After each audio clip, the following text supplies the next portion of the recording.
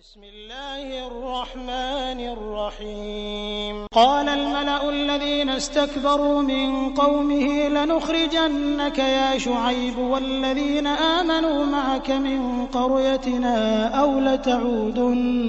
أو لتعودن في ملتنا قال أولو كنا كارهين قد افترينا على الله كذبا إن عدنا في ملتكم بعد إذ نجانا الله منها وما يكون لنا أن نعود فيها إلا أن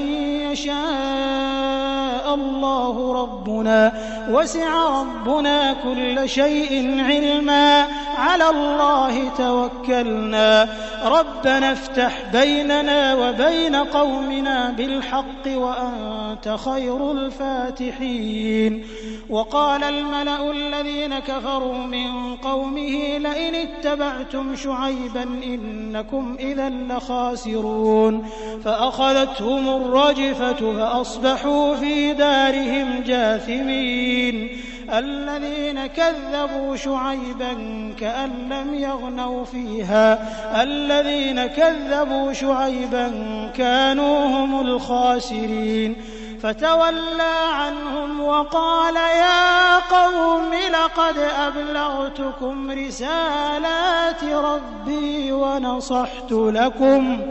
فكيف آسى على قوم كافرين وما أرسلنا في قرية من نبي إلا أخذنا أهلها بالبأساء والضراء لعلهم يضرعون ثم بدلنا مكان السيئة الحسنة حتى عفوا وقالوا قد مس آباءنا الضراء والسراء فأخذناهم بغتة وهم لا يشعرون ولو أن أهل القرى آمنوا واتقوا لفتحنا عليهم بركات من السماء والأرض ولكن كذبوا فأخذناهم بما كانوا يكسبون أفأمن أهل القرى أن يأتيهم بأسنا بياتا وهم نائمون أوأمن أهل القرى أن يأتيهم بأسنا ضحى وهم يلعبون أفأمنوا مكر الله فلا يأمن مكر الله إلا القوم الخاسرون أولم يهد للذين يرثون الأرض من بعد أهلها أن لو نشاء أصبناهم بذنوبهم ونطبع على قلوبهم فهم لا يسمعون تلك القرى نقص عليك من أنبائها ولقد جاءتهم رسلهم بالبينات فما كانوا ليؤمنوا بما كذبوا من قبل كذلك يطبع الله على قلوب الكافرين وما وجدنا لأكثرهم من عهد وإن وجدنا أكثرهم لفاسقين ثم بعثنا من بعدهم موسى بآياتنا إلى فرعون وملئه فظلموا بها فانظر كيف كان عاقبة المفسدين وقال موسى يا فرعون إني رسول من رب العالمين حقيق على ألا أقول على الله إلا الحق قد جئتكم ببينة من ربكم فأرسل معي بني إسرائيل قال إن كنت جئت بآية فأت بها إن كنت من الصادقين فألقى عصاه فإذا هي ثعبان مبين ونزع يده فإذا هي بيضاء للناظرين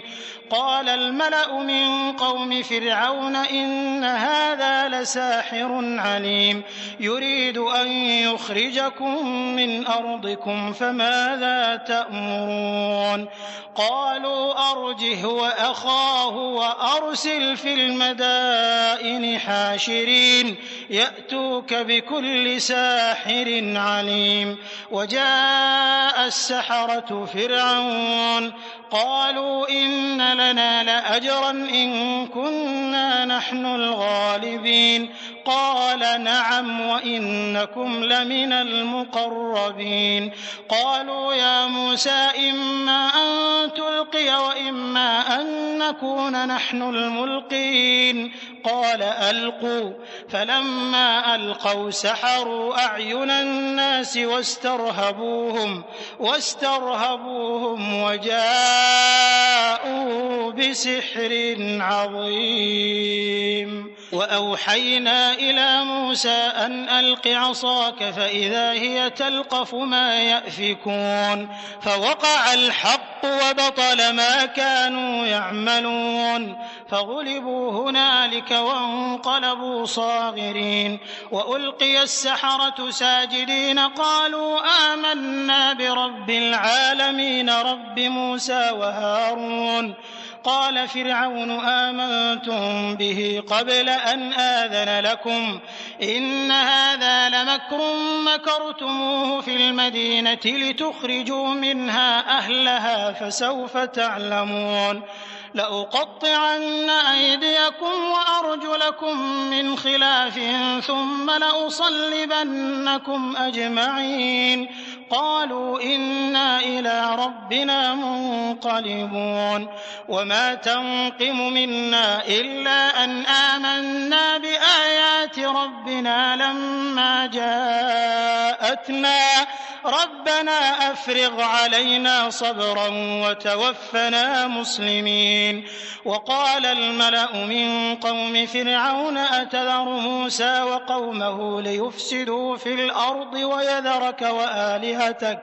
قال سنقتل أبناءهم ونستحيي نساءهم وإنا فوقهم قاهرون قال موسى لقومه استعينوا بالله واصبروا إن الأرض لله يورثها من يشاء من عباده والعاقبة للمتقين قالوا أوذينا من قبل أن تأتينا ومن بعد ما جئتنا قال عسى ربكم أن يهلك عدوكم ويستخلفكم في الأرض فينظر كيف تعملون ولقد أخذنا آل فرعون بالسنين ونقص من الثمرات لعلهم يذكرون فإذا جاءتهم الحسنة قالوا لنا هذه وإن تصبهم سيئة يطيروا بموسى ومن معه ألا إنما طائرهم عند الله ولكن أكثرهم لا يعلمون وقالوا مهما تأتنا به من آية لتسحرنا بها فما نحن لك بمؤمنين فأرسلنا عليهم الطوفان والجراد والقمل والضفادع والدم آيات مفصلات فاستكبروا وكانوا قوما مجرمين ولما وقع عليهم الرجز قالوا يا موسى ادع لنا ربك بما عهد عندك لئن كشفت عنا الرجز لنؤمنن لك ولنرسلن معك بني إسرائيل فلما كشفنا عنهم الرجز إلى أجل هم بالغوه إذا هم ينكثون فانتقمنا منهم فأغرقناهم في اليم بأنهم كذبوا بآياتنا وكانوا عنها غافلين وأورثنا القوم الذين كانوا المستضعفون مشارق الأرض ومغاربها التي باركنا فيها وتمت كلمة ربك الحسنى على بني إسرائيل بما صبروا ودمرنا ما كان يصنع فرعون وقومه وما كانوا يعرشون وجاوزنا ببني إسرائيل البحر فأتوا على قوم يعكفون على أصنام لهم قالوا يا موسى اجعل لنا إلها كما لهم آلهة قال إنكم قوم تجهلون إن هؤلاء متبر ما هم فيه وباطل ما كانوا يعملون قال أغير الله أبغيكم إلها وهو فضلكم على العالمين وإذ أنجيناكم من آل فرعون يسومونكم سوء العذاب يقتلون أبناءكم ويستحيون نساءكم وفي ذلكم بلاء من ربكم عظيم وواعدنا موسى 30 ليلة وأتممناها ب10 فتم ميقات ربه 40 ليلة وقال موسى لأخيه هارون اخلفني في قومي وأصلح ولا تتبع سبيل المفسدين ولما جاء موسى لميقاتنا وكلمه ربه قال رب أرني أنظر إليك قال لن تراني ولكن انظر إلى الجبل فإن استقر مكانه فسوف تراني فلما تجلى ربه للجبل جعله دكا وخر موسى صعقا فلما أفاق قال سبحانك تبت إليك وأنا أول المؤمنين قال يا موسى إني اصطفيتك على الناس برسالاتي وبكلامي فخذ ما آتيتك وكن من الشاكرين وكتبنا له في الألواح من كل شيء موعظة وتفصيلا لكل شيء فخذها بقوة وأمر قومك يأخذوا بأحسنها سأريكم دار الفاسقين سأصرف عن آياتي الذين يتكبرون في الأرض بغير الحق وإن يروا كل آية لا يؤمنوا بها وإن يروا سبيل الرشد لا يتخذوه سبيلا وإن يروا سبيل الغي يتخذوه سبيلا ذلك بأنهم كذبوا بآياتنا وكانوا عنها غافلين والذين كذبوا بآياتنا ولقاء الآخرة حبطت أعمالهم هل يجزون إلا ما كانوا يعملون واتخذ قوم موسى من بعده من حليهم عجلا جسدا له خوار ألم يروا أنه لا يكلمهم ولا يهديهم سبيلا اتخذوه وكانوا ظالمين ولما سقط في أيديهم ورأوا أنهم قد ضلوا قالوا لئن لم يرحمنا ربنا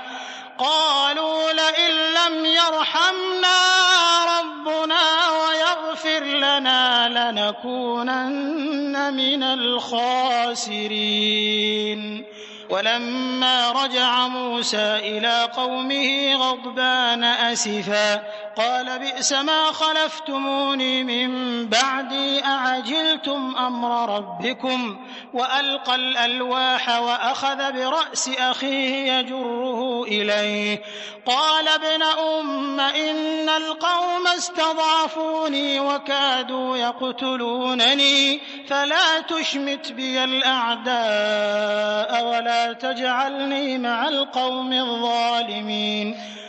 قال رب اغفر لي ولأخي وأدخلنا في رحمتك وأنت أرحم الراحمين إن الذين اتخذوا العجل سينالهم غضب من ربهم وذلة في الحياة الدنيا وكذلك نجزي المفترين والذين عملوا السيئات ثم تابوا من بعدها وآمنوا إن ربك من بعدها لغفور رحيم ولما سكت عن موسى الغضب أخذ الألواح وفي نسختها هدى ورحمة للذين هم لربهم يرهبون واختار موسى قومه 70 رجلا لميقاتنا فلما أخذتهم الرجفة قال رب لو شئت أهلكتهم من قبل وإياي أتهلكنا بما فعل السفهاء منا إن هي إلا فتنتك تضل بها من تشاء وتهدي من تشاء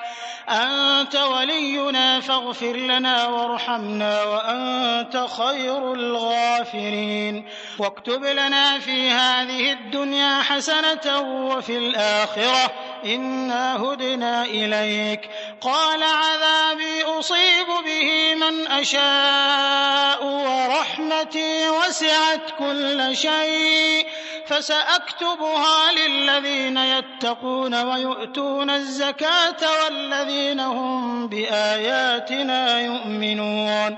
الذين يتبعون الرسول النبي الأمي الذي يجدونه مكتوبا عندهم في التوراة والإنجيل يأمرهم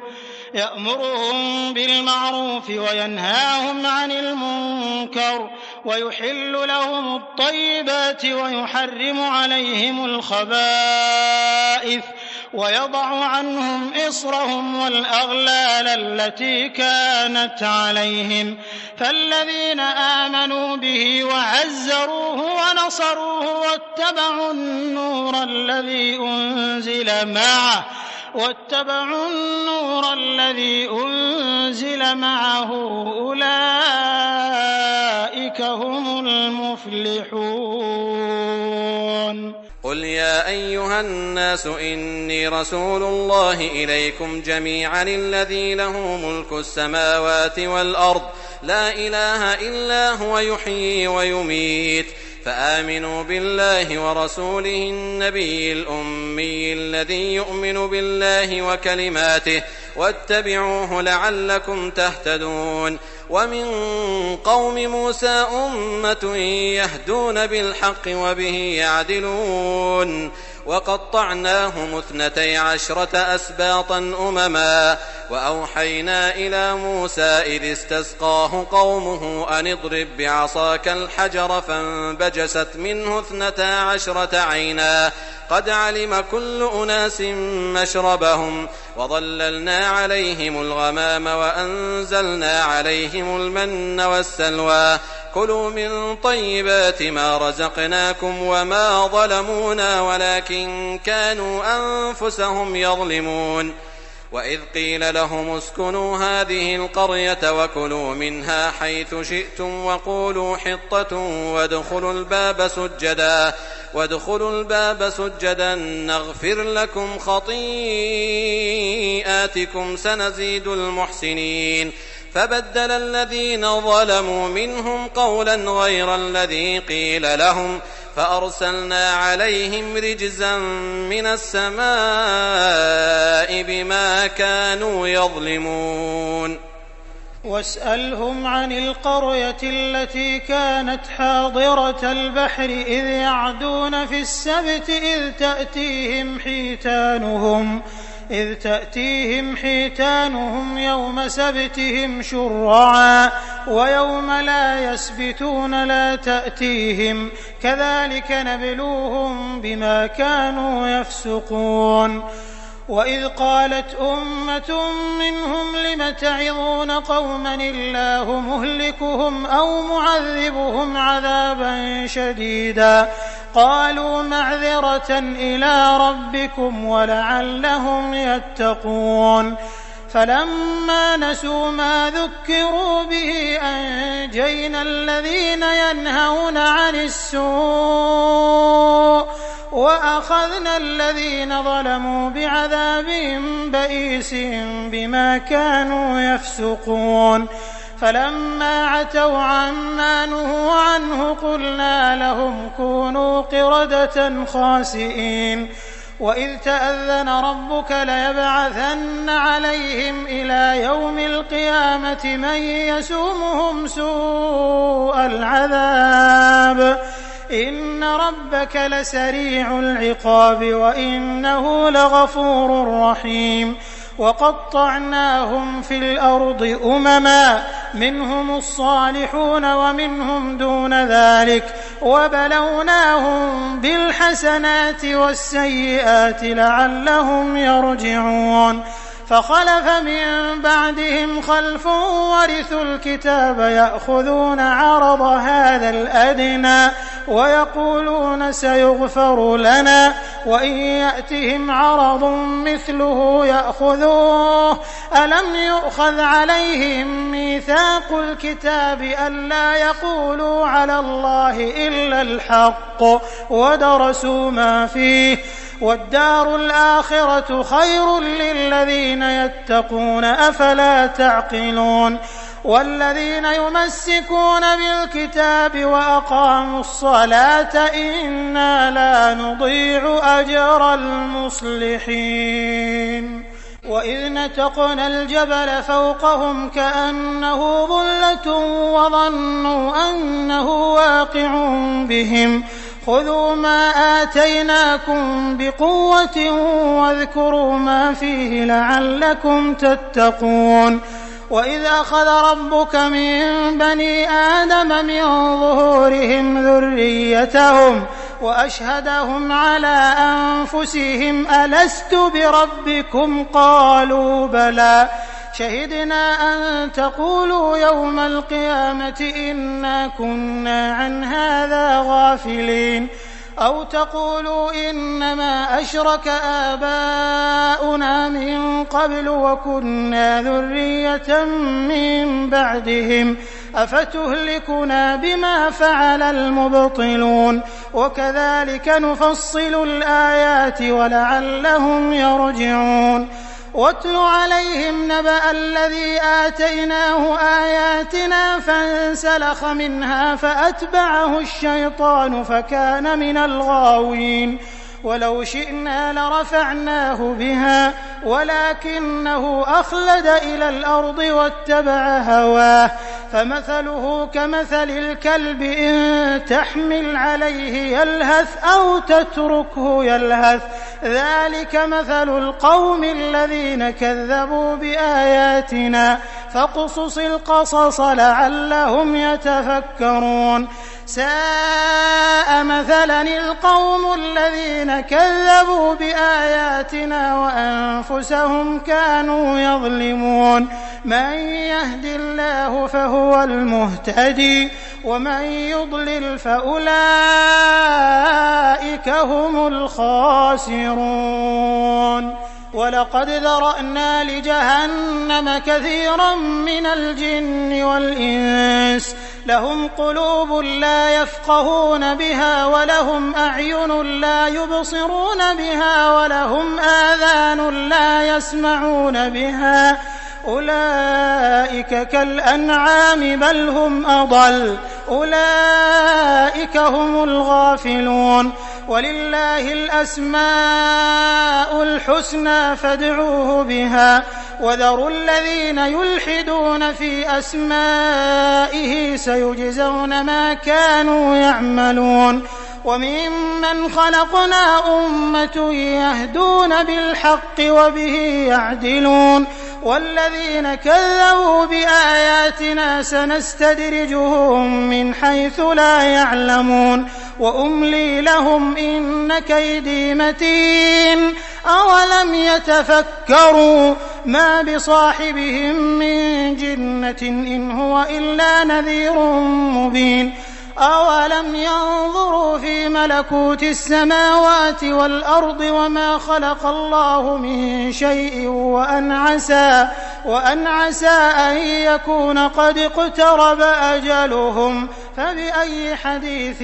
بعده يؤمنون من يضلل الله فلا هادي له ويذرهم في طغيانهم يعمهون يسألونك عن الساعة أيان مرساها قل إنما علمها عند ربي لا يجليها لوقتها إلا هو ثقلت في السماوات والأرض لا تأتيكم إلا بغتة يسألونك كأنك حفي عنها قل إنما علمها عند الله ولكن أكثر الناس لا يعلمون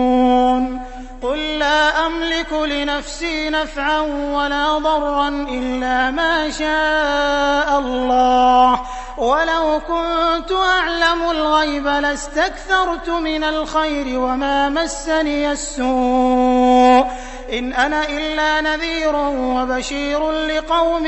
يؤمنون هو الذي خلقكم من نفس واحدة وجعل منها زوجها ليسكن إليها فلما تغشاها حملت حملا خفيفا فمرت به فلما أثقلت دعوا الله ربهما لئن آتيتنا صالحا لنكونن من الشاكرين فلما آتاهما صالحا جعلا له شركاء فيما آتاهما فتعالى الله عما يشركون أيشركون ما لا يخلق شيئا وهم يخلقون ولا يستطيعون لهم نصرا ولا أنفسهم ينصرون وإن تدعوهم إلى الهدى لا يتبعوكم سواء عليكم أدعوتموهم أم أنتم صامتون إن الذين تدعون من دون الله عباد أمثالكم فادعوهم فليستجيبوا لكم إن كنتم صادقين ألهم أرجل يمشون بها أم لهم أيدي يبطشون بها أم لهم أعين يبصرون بها أم لهم آذان يسمعون بها قل ادعوا شركاءكم ثم كيدون فلا تنظرون إن وليي الله الذي نزل الكتاب وهو يتولى الصالحين والذين تدعون من دونه لا يستطيعون نصركم ولا أنفسهم ينصرون وإن تدعوهم إلى الهدى لا يسمعوا وتراهم ينظرون إليك وهم لا يبصرون خذ العفو وأمر بالعرف وأعرض عن الجاهلين وإما ينزغنك من الشيطان نزغ فاستعذ بالله إنه سميع عليم إن الذين اتقوا إذا مسهم طائف من الشيطان تذكروا فإذا هم مبصرون وإخوانهم يمدونهم في الغي ثم لا يقصرون وإذا لم تأتهم بآية قالوا لولا اجتبيتها قل إنما أتبع ما يوحى إلي من ربي هذا بصائر من ربكم وهدى ورحمة لقوم يؤمنون وإذا قرئ القرآن فاستمعوا له وأنصتوا لعلكم ترحمون واذكر ربك في نفسك تضرعا وخيفة ودون الجهر من القول بالغدو والآصال ولا تكن من الغافلين إن الذين عند ربك لا يستكبرون عن عبادته ويسبحونه وله يسجدون. بسم الله الرحمن الرحيم. يسألونك عن الأنفال قل الأنفال لله والرسول فاتقوا الله وأصلحوا ذات بينكم وأطيعوا الله ورسوله إن كنتم مؤمنين. إنما المؤمنون الذين إذا ذكر الله وجلت قلوبهم وإذا تليت عليهم آياته زادتهم إيمانا وعلى ربهم يتوكلون. الذين يقيمون الصلاة ومما رزقناهم ينفقون أولئك هم المؤمنون حقا لهم درجات عند ربهم ومغفرة ورزق كريم. كما أخرجك ربك من بيتك بالحق وإن فريقا من المؤمنين لكارهون يجادلونك في الحق بعدما تبين كأنما يساقون إلى الموت وهم ينظرون. وإذ يعدكم الله إحدى الطائفتين أنها لكم وتودون أن غير ذات الشوكة تكون لكم ويريد الله أن يحق الحق بكلماته ويقطع دابر الكافرين ليحق الحق ويبطل الباطل ولو كره المجرمون. إذ تستغيثون ربكم فاستجاب لكم أني ممدكم ب1000 من الملائكة مردفين. وما جعله الله إلا بشرى ولتطمئن به قلوبكم وما النصر إلا من عند الله إن الله عزيز حكيم. إذ يغشيكم النعاس أمنة منه وينزل عليكم من السماء ماء ليطهركم به ويذهب عنكم رجز الشيطان وليربط على قلوبكم ويثبت به الأقدام. إذ يوحي ربك إلى الملائكة أني معكم فثبتوا الذين آمنوا سألقي في قلوب الذين كفروا الرعب فاضربوا فوق الأعناق واضربوا منهم كل بنان ذلك بأنهم شاقوا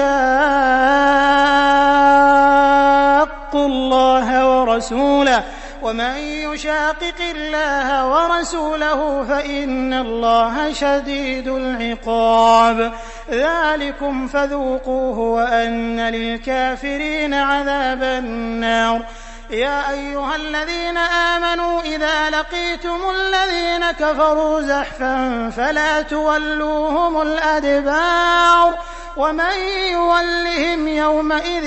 دبره إلا متحرفا لقتال أو متحيزا إلى فئة فقد باء بغضب من الله ومأواه جهنم وبئس المصير. فلم تقتلوهم ولكن الله قتلهم وما رميت إذ رميت ولكن الله رمى وليبلي المؤمنين منه بلاء حسنا إن الله سميع عليم. ذلكم وأن الله موهن كيد الكافرين. إن تستفتحوا فقد جاءكم الفتح وإن تنتهوا فهو خير لكم وإن تعودوا نعد ولن تغني عنكم فئتكم شيئا ولو كثرت وأن الله مع المؤمنين.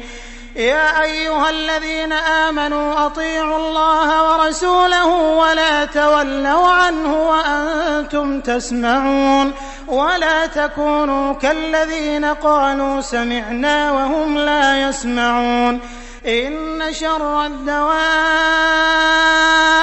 عند الله الصم البكم الذين لا يعقلون ولو علم الله فيهم خيرا لأسمعهم ولو أسمعهم لتولوا وهم معرضون. يا أيها الذين آمنوا استجيبوا لله وللرسول إذا دعاكم لما يحييكم واعلموا أن الله يحول بين المرء وقلبه وأنه إليه تحشرون. واتقوا فتنة لا تصيبن الذين ظلموا منكم خاصة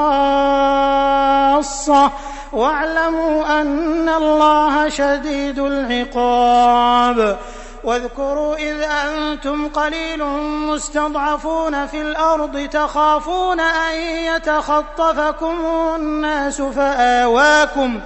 فآواكم وأيدكم بنصره ورزقكم من الطيبات لعلكم تشكرون. يا أيها الذين آمنوا لا تخونوا الله والرسول وتخونوا أماناتكم وأنتم تعلمون واعلموا أنما أموالكم وأولادكم فتنة وأن الله عنده أجر عظيم. يا أيها الذين آمنوا إن تتقوا الله يجعل لكم فرقانا ويكفر عنكم سيئاتكم ويغفر لكم والله ذو الفضل العظيم. وإذ يمكر بك الذين كفروا ليثبتوك أو يقتلوك أو يخرجوك ويمكرون ويمكر الله والله خير الماكرين. وإذا تتلى عليهم آياتنا قالوا قد سمعنا لو نشاء لقلنا مثل هذا إن هذا إلا أساطير الأولين. وإذ قالوا اللهم إن كان هذا هو الحق من عندك فأمطر علينا حجارة من السماء أو ائتنا بعذاب أليم. وما كان الله ليعذبهم وأنت فيهم وما كان الله معذبهم وهم يستغفرون. وما لهم ألا يعذبهم الله وهم يصدون عن المسجد الحرام وما كانوا أولياءه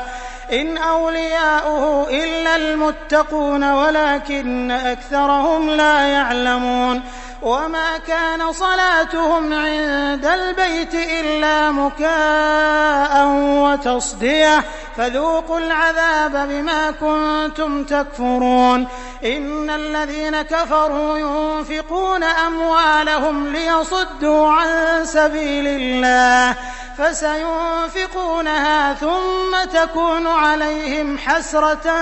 ثم يغلبون والذين كفروا إلى جهنم يحشرون. ليميز الله الخبيث من الطيب ويجعل الخبيث بعضه على بعض فيركمه جميعا فيجعله في جهنم أولئك هم الخاسرون. قل للذين كفروا إن ينتهوا يغفر لهم ما قد سلف وإن يعودوا فقد مضت سنة الأولين. وقاتلوهم حتى لا تكون فتنة ويكون الدين كله لله فإن انتهوا فإن الله بما يعملون بصير. وإن تولوا فاعلموا أن الله مولاكم نعم المولى ونعم النصير.